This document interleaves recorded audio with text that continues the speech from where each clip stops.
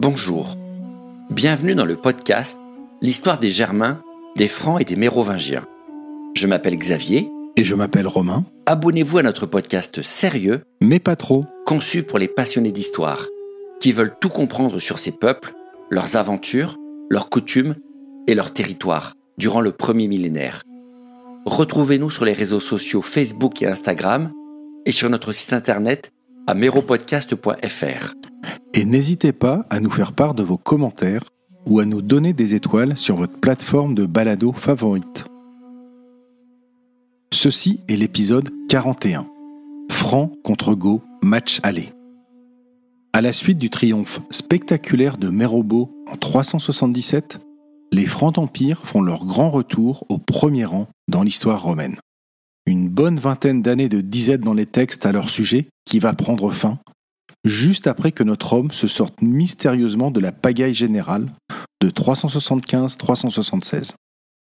Ce bon vieux Mérobeau se retrouve propulsé bras droit de Gratien et consul romain alors qu'il a orchestré le coup d'État pour sécuriser Valentinien II.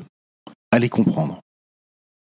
Une sacrée entourloupe en tout cas, qui prouve que le bonhomme n'était pas la moitié d'un imbécile, mais qui marque le début d'une ère très troublée dans le jeu politique romain où les Francs vont, encore une fois, se distinguer.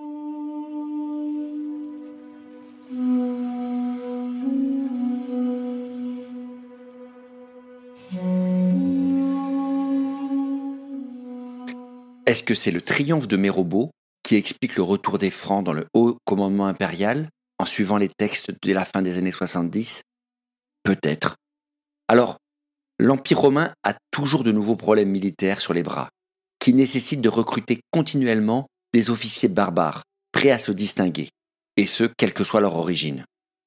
Et après les purges des années 50, il est vraisemblable que les officiers de qualité francs devaient finir, quoi qu'il en soit, par retrouver leur place dans le haut commandement, vu l'intégration massive de ces soldats dans les armées romaines depuis des décennies.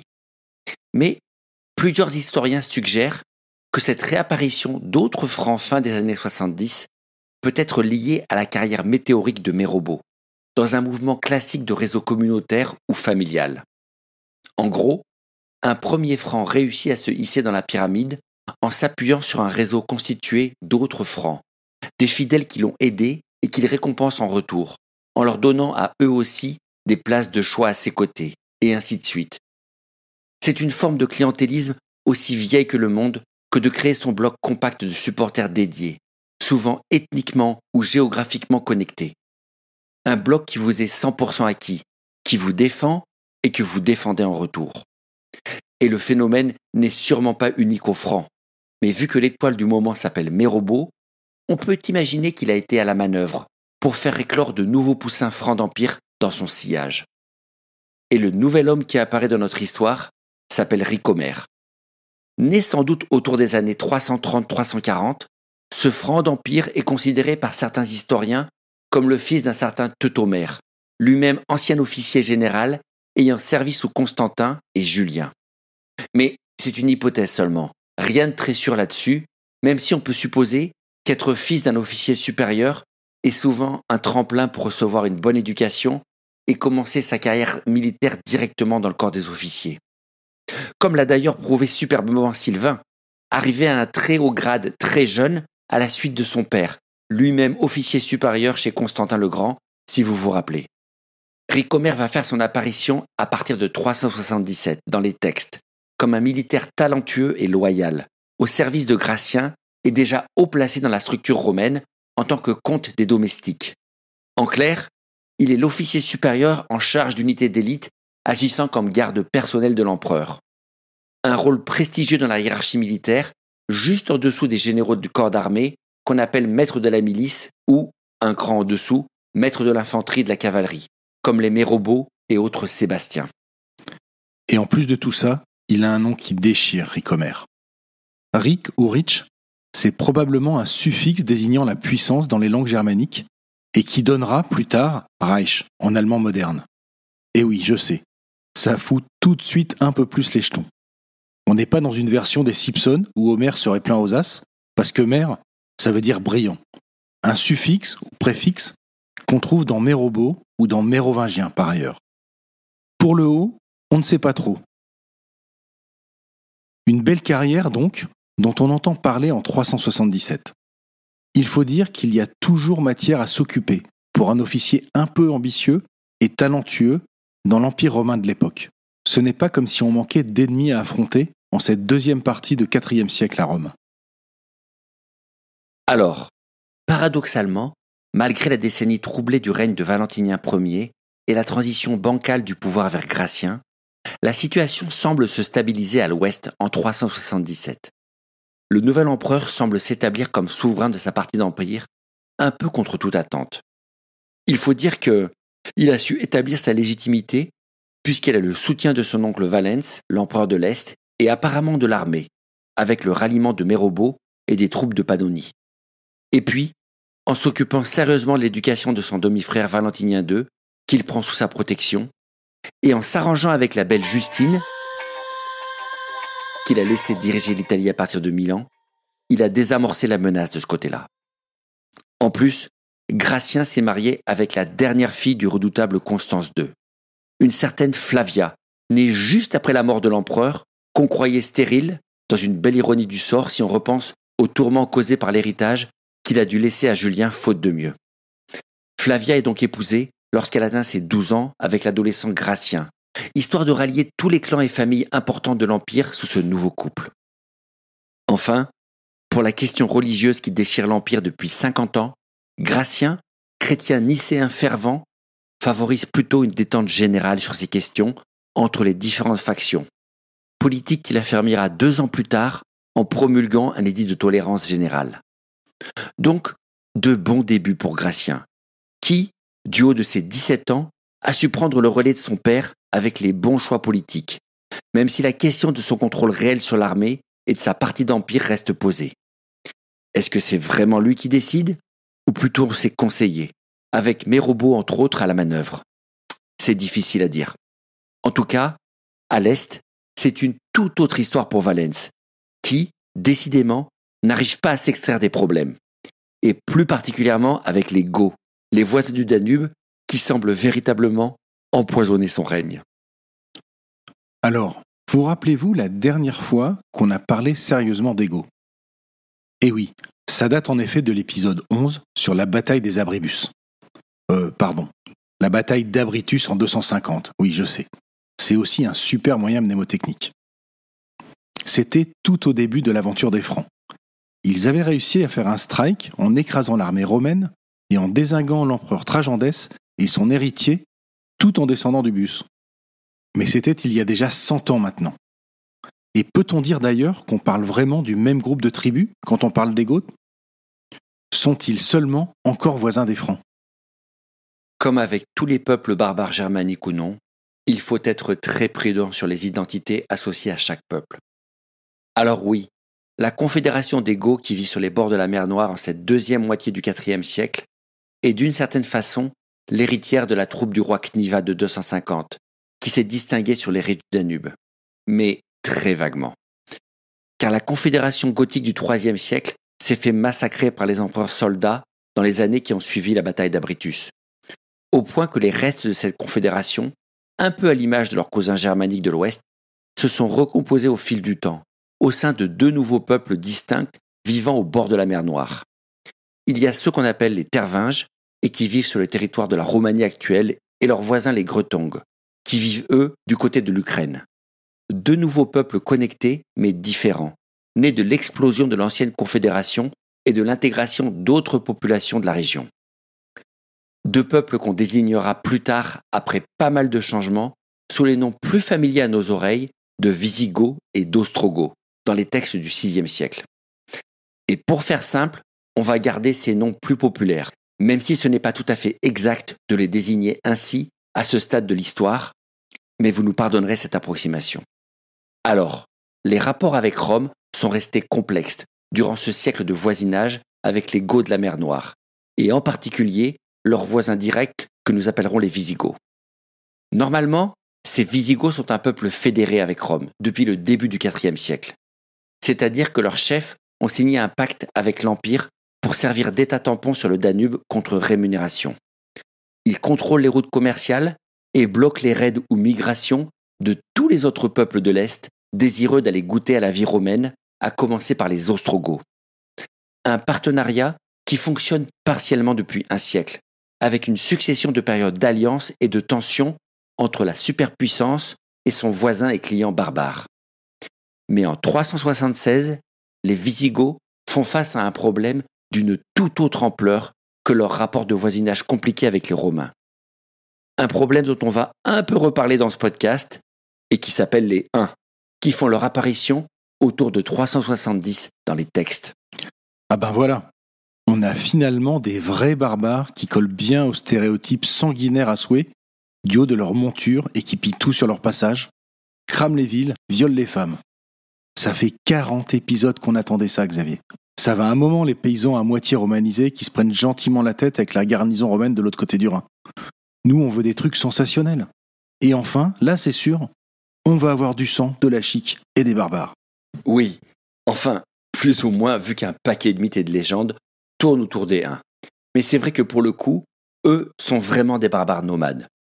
Leur horde, pour employer encore une fois un mot anachronique à l'Antiquité, vient des steppes d'Asie et commence sa progression apparemment inexorable vers l'ouest à partir du IVe siècle. Sont-ils plus sauvages que le romain ou le germain moyen ?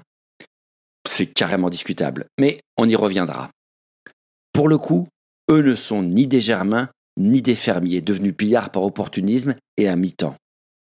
Ce peuple nomade qui se met en marche en direction des territoires de l'Ouest dès le IIIe siècle ou le IVe soumet les tribus qu'ils rencontrent au fur et à mesure de leur progression.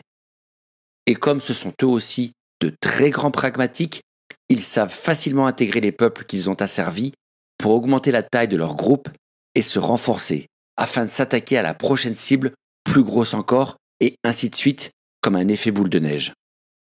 Au début de leur apparition, dans les textes romains autour de 370, leurs premiers exploits rapportés à Rome confirment qu'ils ont asservi la tribu des Alains, apparentés aux Sarmates et installés à l'est de la mer Noire, quelque part à la frontière entre la Russie et l'Ukraine actuelle. Mais leur chevauchée ne s'arrête pas là, puisqu'après cette victoire, ils écrasent à la suite les Greutonghes, c'est-à-dire les Ostrogoths, sur le territoire de l'Ukraine moderne, qu'ils soumettent eux aussi, avant de continuer leur progression et de menacer les Visigoths, provoquant un véritable exode d'une partie de ce peuple à travers le Danube, qui tente de passer côté romain pour échapper à l'écrasement programmé.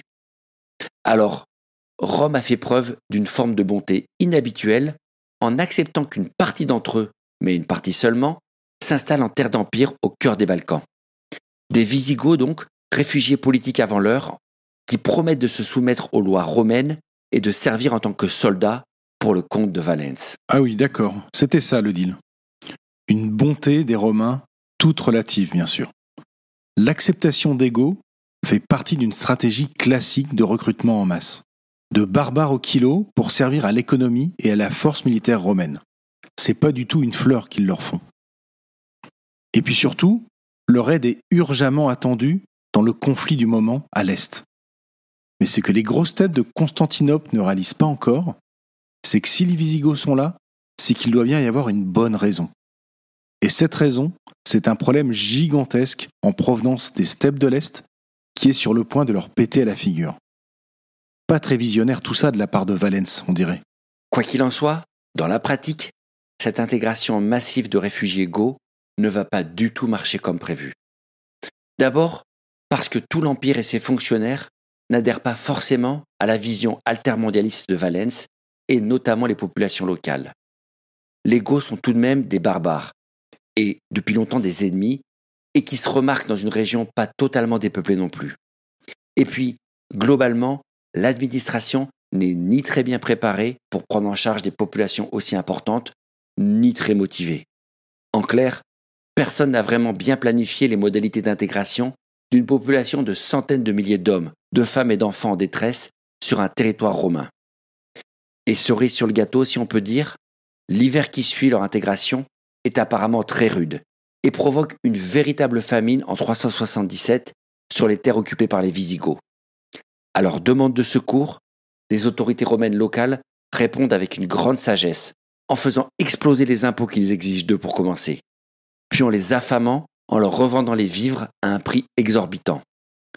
Une politique parfaitement inepte, ne laissant comme seules options aux Visigoths que de se laisser mourir de faim, de se vendre en tant qu'esclaves, ou de retourner s'arranger avec les Huns. Ou bien évidemment, de se rebeller. C'est ça la mode du management de crise des années 70. De la compassion et une bonne dose de prise de risque. Et ce qui devait arriver, arriva en 377. Les Goths se révoltent et renversent l'autorité romaine locale et invitent tous les autres groupes goths restés sur la rive gauche du Danube à les rejoindre pour piller ce dont ils ont besoin en territoire romain. Well done, Valens. Au lieu de se trouver des renforts, il s'est tiré une flèche dans le pied en favorisant la naissance d'une armée ennemie en plein milieu de son empire au cœur des Balkans. En escadrille, comme disait l'autre, en escadrille. Mais bon, en quoi ça concerne Gratien et les Francs d'Empire de l'Ouest, toutes ces conneries à l'Est? Tout simplement parce que des dizaines de milliers de Visigoths se mettent à ravager les Balkans dans l'espoir de trouver de quoi nourrir leur population. Et leur révolte menace toute la sécurité de l'Empire, puisqu'ils font sauter la frontière du Danube et peuvent eux-mêmes s'attaquer aux provinces de Galiens qui sont frontalières.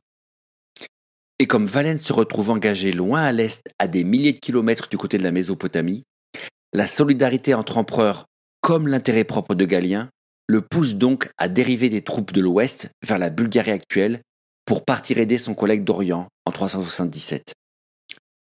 Le calme étant partiellement revenu sur le Rhin et sur la vallée du Haut-Danube avec les quads suite à l'attaque cardiaque de Valentinien Ier, Gratien ordonne à son général en chef de Pannonie de diriger une expédition de secours avec des renforts de Gaule amenés par notre fameux franc Ricomère. Une grosse armée occidentale doit donc être formée avec des troupes du Danube et de Gaule et qui ira renforcer l'armée de Valens pour prendre en tenaille et abattre les Goths pillant les Balkans. Un plan presque malin, mais qui va lui aussi très mal fonctionner. D'abord, côté Est, les troupes envoyées par Valens sont trop peu nombreuses. Seulement 3 légions venant de l'Arménie sont mobilisées, à une époque où une légion ne fait guère plus qu'un gros millier d'hommes. Car n'oublions pas que le gros de l'armée de Valens reste bloqué avec son empereur en Mésopotamie pour lutter contre une nouvelle offensive des Sassanides alors que la trêve n'est pas encore conclue. Ce ne sont pas de mauvaises troupes sans valeur qu'on amène contre les Goths, mais rien à voir numériquement avec les dizaines et les dizaines de milliers de barbares qui se rebellent. Et puis, les généraux que Valens envoie sont à vrai dire mauvais, ou à minima trop ambitieux et pas assez prudents. Notamment le maître de l'infanterie, un certain Trajan, général en chef de l'expédition, qui s'imagine pulvériser rapidement cette vermine. Que ce soit pour la quantité de troupes assignées, comme pour l'attitude des généraux, on sent bien une condescendance romaine bien connue, et qui ne présage pas forcément de bons résultats. Comme quoi, même au IVe siècle, on en reste au vieux réflexe que le barbare n'a de la valeur militaire que s'il sert dans l'armée romaine. Les tribus libres, elles, ne valent rien. Enfin, c'est toujours ce qu'on croit apparemment à Constantinople. Et côté ouest, du coup, qu'est-ce qui se passe avec l'armée de secours? À l'ouest, ce n'est guère mieux, car le plan de Gratien de constituer une grosse armée de secours, en combinant ses troupes de Pannonie avec des légions de Gaule, va tourner court. D'abord, le général en chef de l'armée du Danube décide de jeter l'éponge sous prétexte d'une attaque de gouttes qui le paralyse et abandonne le commandement du contingent occidental. Une drôle d'excuse qui sent l'entourloupe commode, mais qui souligne encore une nouvelle fois l'autorité faible de Gratien sur son armée.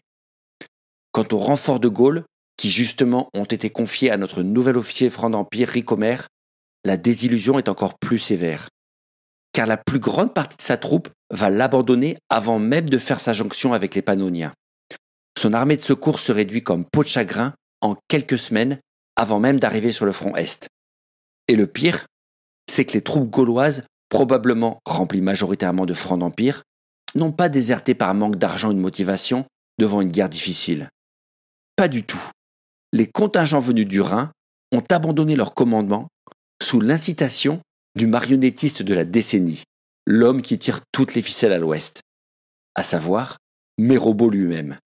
Mérobo, en totale contradiction avec les ordres officiels de Gratien, a apparemment saboté l'opération discrètement en pompant dans le dos de tout le monde les soldats de l'expédition pour le front Est. Sans doute en utilisant son prestige ou les ressources financières de l'État, il réussit à convaincre une partie des officiers et des soldats à désobéir aux ordres officiels et à abandonner le corps expéditionnaire pour rebrousser chemin, considérant qu'il ne faut surtout pas dégarnir ainsi le front occidental. Des sacrés coups durs, mais qui n'arrêtent pas Ricomère. Notre franc d'Empire n'est pas du genre à se défiler.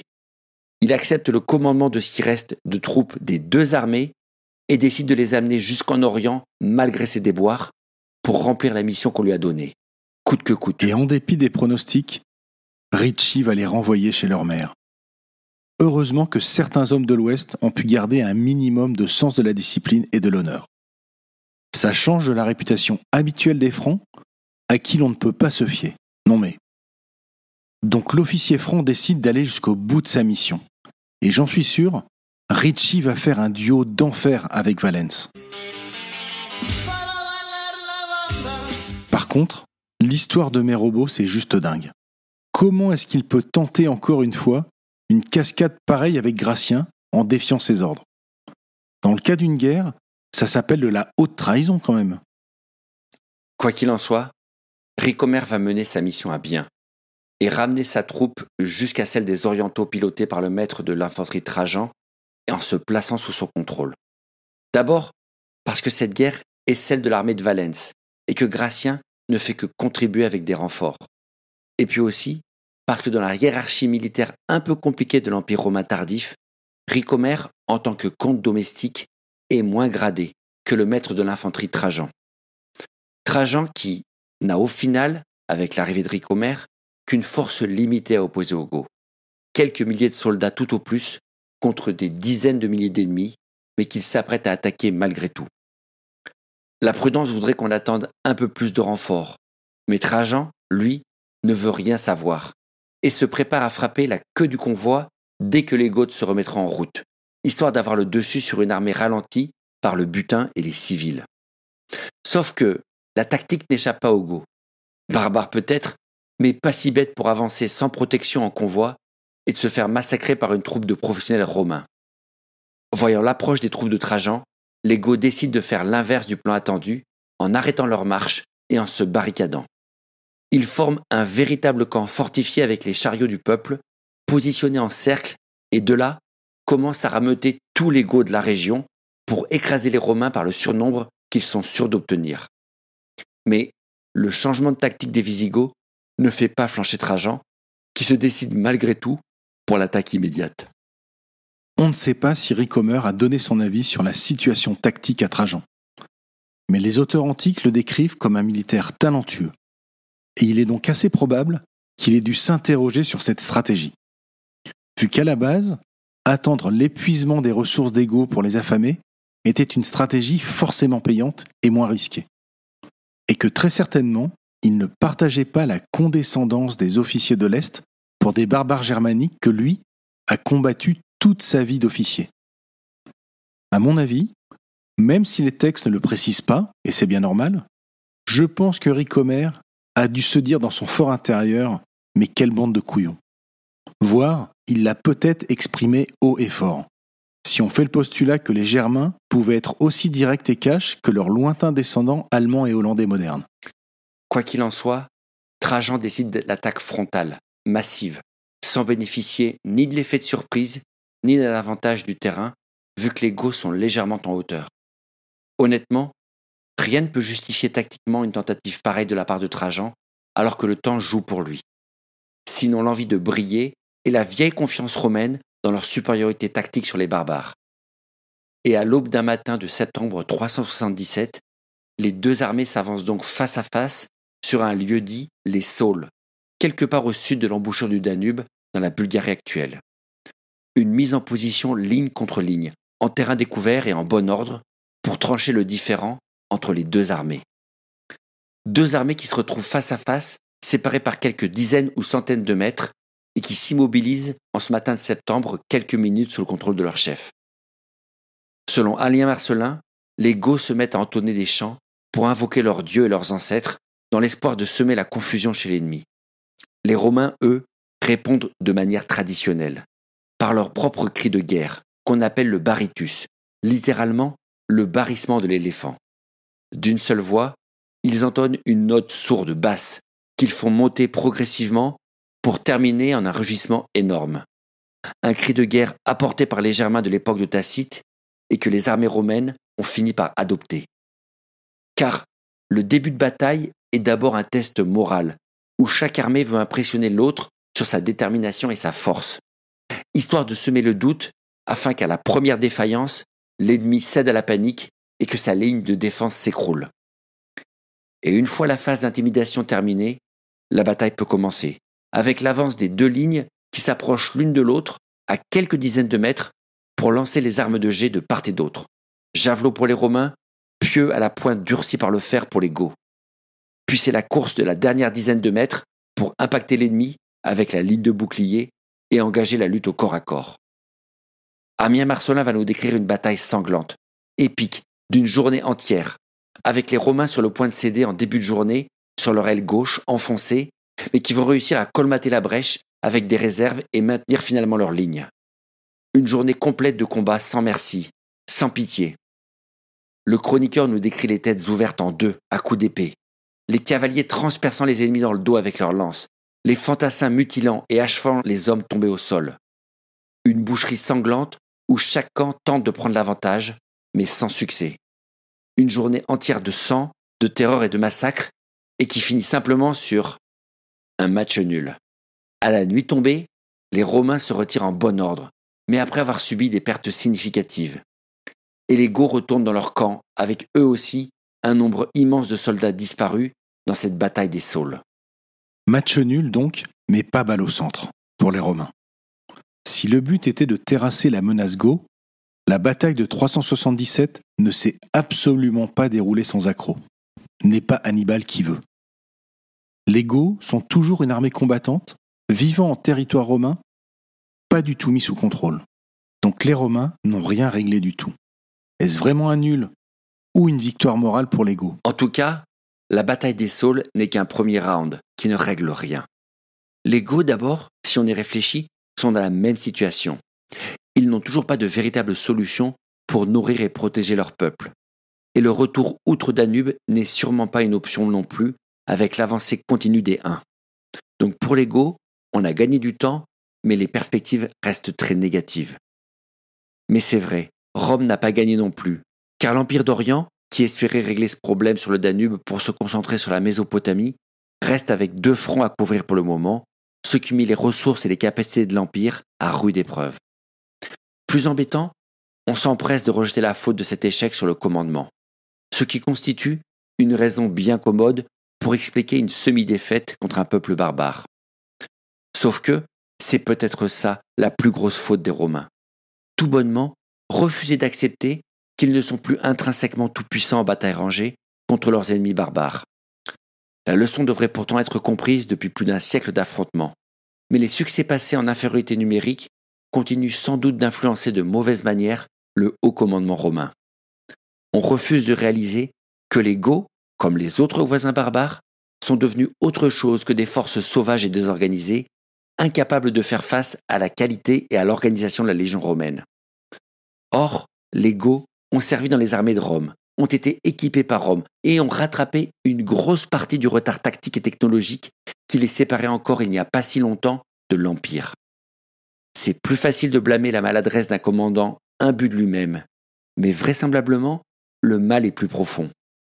Et c'est la pire erreur de l'Empire que de ne pas vouloir le voir. La terrible vérité, c'est que le rattrapage dans tout le monde barbare des Bouches du Rhin aux Bouches du Danube, déjà amorcé dès le IIIe siècle, est en train de s'accélérer au IVe. Et les Goths vont être les premiers à montrer de manière éclatante que cette remise à niveau est sur le point de changer toute la donne pour l'Empire romain. On ne sait pas exactement quelle conclusion Ricomère tire de ce carnage. Lui qui a sauvé sa peau par miracle au milieu de cette belle déroute.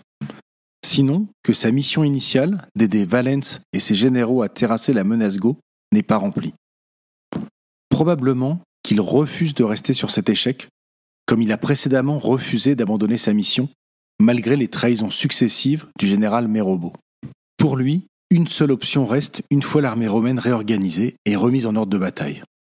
Il va repartir vite fait en Gaule auprès de Gratien et lui dire que vraiment, l'Empire romain a un énorme problème avec les Goths côté Est, et qu'il va falloir sérieusement se bouger et se donner les moyens de régler ce problème, et ce, quel que soit l'avis de Mérobeau.